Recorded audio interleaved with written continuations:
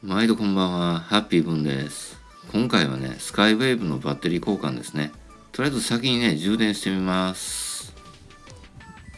バッテリーチャージャーをね、準備しましたね。これ安いやつですね。あとはドライバーと延長コードですね。これで一度ちょっと試してみます。ダッシュボードの中にね、バッテリーボックスが入ってるんで、こんな感じで開けて、ここですね。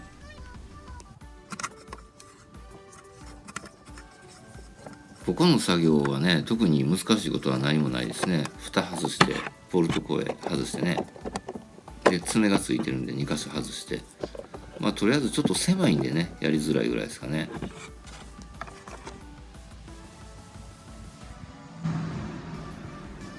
こんな感じでね、バッテリー入ってるんでね。このまま直結というか、直で繋いでみて、このまま充電できるか試してみたんですけどね。これね、点滅してるんですね、交互に。これね、バッテリー充電されてない状態なんですね。これはもう新品交換ですよね。これですね、パーツダイレクトさんはね、あんま不具合やったことないんで、多分大丈夫だと思うんですけどね。検証ですよね。型番これですね。これね、送料込みで2879円ですね。安いですね、かなり。これでね、もう一回、蓋開けて同じ作業になっちゃうんですけど、このまま出していって交換ですね。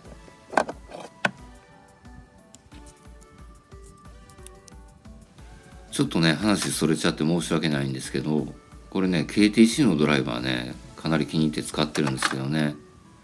滑らない上にね、貫通式で六角がついてるっていうかな、こういうね、メガネレンチ入れてね、これで回せるんですね。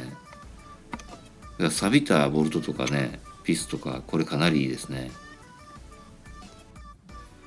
で、こっからね、ケーブル外していくんですけど、僕ね、思いっきり間違えてプラスから外してるんで、皆さんこれ真似しないでマイナスから外してくださいね。ショート防止っていうことですね。とりあえずこれでね、両方外してね、引っ張り出していくわけなんですけど、何せ狭いんですよ、ここね。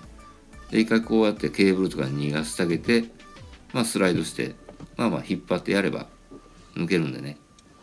外れましたね。狭いですね。で、新旧比較ですね。これね、末尾番号。これがね、同じであれば、互換性あるらしいんで、うん。こっちがね、バカ安だったんですけどね。とりあえず設置して、繋いでみるっていう。ね。で、こういうね、受けネジ忘れるとかね、もうお約束なんでね。お約束でミスったんですけど、ズボラしてこうやってね、ロングのペンチでね、差し込んでるんですね。もう一回出すのめんどくさいみたいな感じなんですよ。そんなもんです。これね、結構時々ね、出てきてね、便利なんですよ、これ。バイク手届かんとこ多いんでね、結構ね、使いますね。で、通電チェックですね、とりあえず。一発始動ですね。これバッテリーも元気いいですね。いい感じです。これはね、念のためにね、ソケットでね、もう一回増し締めしときますね。バイクはね、振動が多いんで結構ね、外れちゃうっていうマイナートラブル多いんでね、念のためですね。これね、便利なんですよ。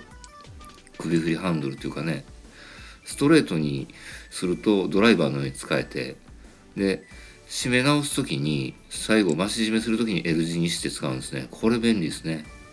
バイクはね、スペースが狭い時が多いんでね、こういうちっちゃいハンドル、これ2本使ってますけどね、1本1000円ぐらい。もうこれコスパいいですね。もう大きいやつもね、使えますけどね。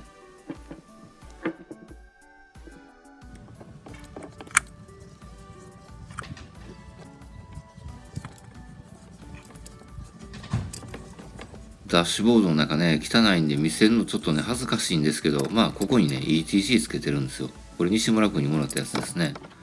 これ、僕結構高速乗るんで、かなり頻度が高いんで、かなりいいですね。便利なんですよ。